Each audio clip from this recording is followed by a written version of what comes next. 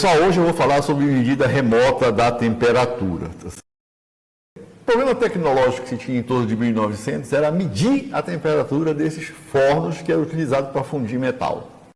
Isso era um problema gravíssimo, né? Porque começava a se construir várias máquinas e as fundições não tinham uma boa reprodutibilidade. Então, saía aço bom e saía aço ruim. Nessa época já surgiram várias expressões para se tentar medir a temperatura desses fornos. Você não pode colocar nada, você não podia usar termopar que derrete. Então você tinha que medir isso detectando a radiação emitida pelo forno. Então o pessoal descobriu várias expressões experimentais que reproduziam essas temperaturas. Mas o cara que teve sucesso fazendo uma teoria realmente e fechou realmente tudo foi o Planck, que inclusive com esse trabalho ele ganhou o Prêmio Nobel de Física em 1918. O Planck ele conhecia bem esses resultados experimentais. Os melhores resultados experimentais eram produzidos por um cara chamado Rubens. E esse cara era amigo do Planck. Então eles conversavam muito sobre esse fenômeno, tá certo? E o que levou o Planck a ter sucesso nessa empreitada. Então, a primeira coisa que o Planck teve que assumir, tá certo? Para reproduzir, para fazer uma teoria que descrevesse a emissão da radiação por um corpo negro, é que essa emissão era devido a osciladores que emitiam ondas, tá certo? Que oscilavam em frequências discretas. A energia desses osciladores eram discretas, tá? Isso era uma coisa difícil para a época. Quando ele fez isso e assumiu também que esses osciladores tinham que obedecer uma determinada distribuição, ele chegou nessa expressão aqui. Tá? Essa expressão aqui é a expressão que dá a densidade de energia por comprimento de onda e por temperatura.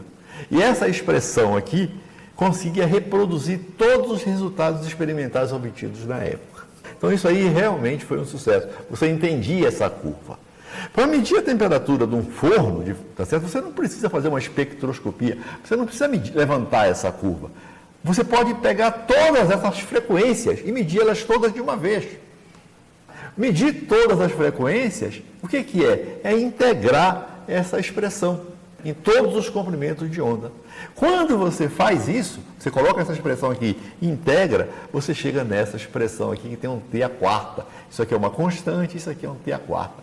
Essa expressão, tá certo, com T a quarta, ela já tinha sido observada experimentalmente já.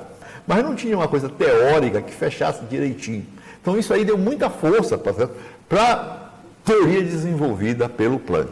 Se você detectasse a emissão da radiação, a intensidade da radiação emitida, você sabia a temperatura a menos dessa constante. Isso aqui é válido para um corpo negro. Agora, um forno não é um corpo negro. Então foi preciso, tá certo, se colocar um termo aqui de correção.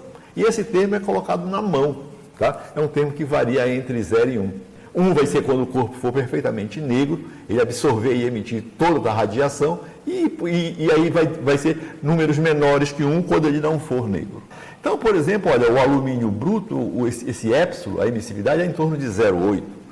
O alumínio oxidado é 0,85. Plástico negro é em torno de 0,95, muito próximo de um corpo negro. Alumínio polido é 0,1. Tem uma diferença muito grande aqui. Então, isso é uma coisa que precisa tomar cuidado. Para você fazer essa medida, tá certo? Hoje, você pode comprar um desses termômetrozinhos aqui, que mede a temperatura através da detecção de radiação infravermelha. Então, o que ele tem, esse termômetrozinho? O que tem aqui dentro dele? Ele tem uma termopilha. O que é uma termopilha? Uma termopilha é um conjunto de termopares ligados em série, tá certo? E aqui tem um corpo muito próximo de um corpo negro. Quando você joga a radiação infravermelha, isso aqui aquece. Então, esse lado da junção do termopar fica quente e o outro lado fica frio. E aí você mede, aparece uma diferença de proporção, aparece uma diferença de potencial que é proporcional à temperatura, tá certo, dessa região aqui. Tá? Então, é isso que você usa para medir a temperatura com esse tipo de termômetro. Esse sensor, essa termopilha é barata, né? 20, 30 reais você compra. E ela é facinho para você ligar no Arduino, então é fácil você construir, tá certo, um termômetro desse utilizando um Arduino. Mas esse negócio de querer estudar a emissão de radiação, né, por um corpo aquecido, não é uma coisa que apareceu só em 1900. Em 1804, um cara chamado John Leslie, tá certo? Ele construiu uma coisa que chama cubo de Leslie, que é um cubo, tá certo? Ele tem várias superfícies, e essas superfícies têm cores diferentes, tá? Elas são confeccionadas de materiais diferentes, então elas possuem emissividades diferentes. Isso aqui é um cubo de LED moderno, que se usa no laboratório de física moderna. Então você mede essa radiação e sabe a temperatura. Como é que nós vamos fazer o nosso experimento? Nós vamos pegar uma lata de leite ninho, vamos pintar uma parte dela e a outra parte a gente não vai pintar. E nós vamos detectar essa radiação emitida quando a gente jogar água quente aqui dentro, com esse termômetro aqui, que você compra também facilmente. Então, o metal é um excelente condutor. Se a água tiver a 80 graus aqui, a superfície externa está muito próximo de 80 graus, tá certo? Então, toda essa superfície aqui, ela vai estar em equilíbrio térmico, ela vai estar na mesma temperatura. Então, agora, vamos lá para o nosso experimento.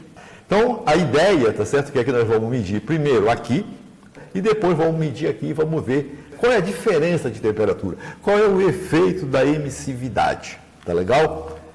Então, vamos lá. Então, aqui está a nossa montagem, tá? Eu tenho a minha latinha aqui de leite ninho, já coloquei água quente aqui, tá? 80 graus. Esse termopar está calibrado, eu verifiquei a temperatura, então aqui é 82 graus. E aqui eu tenho meu termômetro de infravermelho, que a radiação infravermelha não está atingindo ele porque tem um papel aqui na frente. E eu vou tirar esse papel.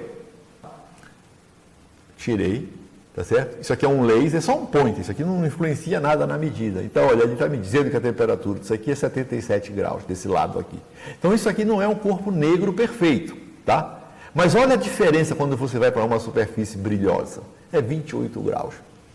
Então, observem, pessoal, que você pode cometer um erro gravíssimo, né, se você não leva em consideração a emissividade, tá?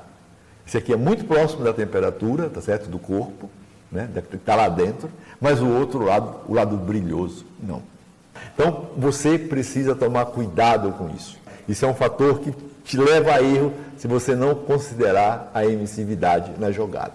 Se você estiver interessado em entender isso, fazer todas essas continhas do modelo de Planck lá, olhe esse artigo. Esse artigo aqui é muito bom. Tem uma parte histórica e também tem todas as contas feitas de uma maneira muito, muito bem detalhada.